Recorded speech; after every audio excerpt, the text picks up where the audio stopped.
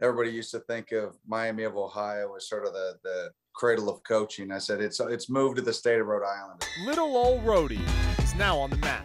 Whatever we can do to help the team win and get Kentucky W's, that's all we care about. Two of the best to ever come out of Rhode Island, Liam Coen and Brad White, joining forces on the biggest stage in college football. Rhode Island's not exactly known for its, football powerhouses, but there are some good programs here. But to have two guys from the area, went to rival high schools, now coordinating in the SEC together is wild.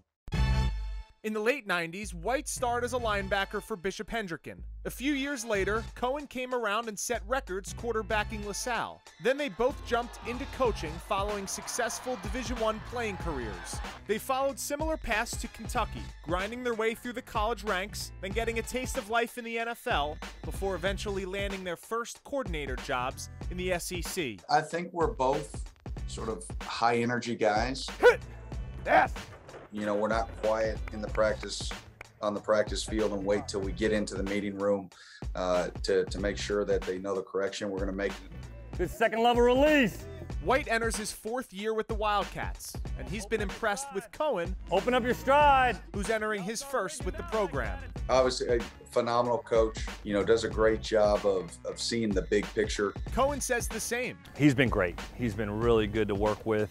He's a stud. He's a stud in the profession. Everybody wants a piece of greatness, right?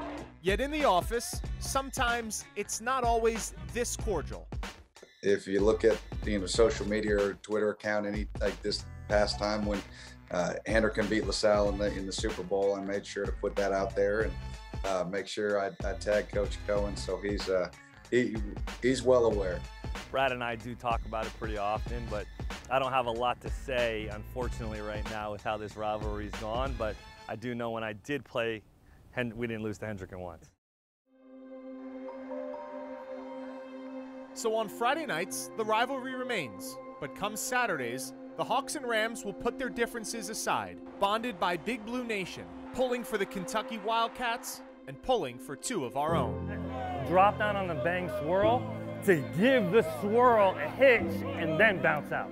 There's always got to be something that unites us all. And there's not much, between the Rams and the Hawks, but, that may be it. Yeah, they can all cheer for Kentucky on Saturdays.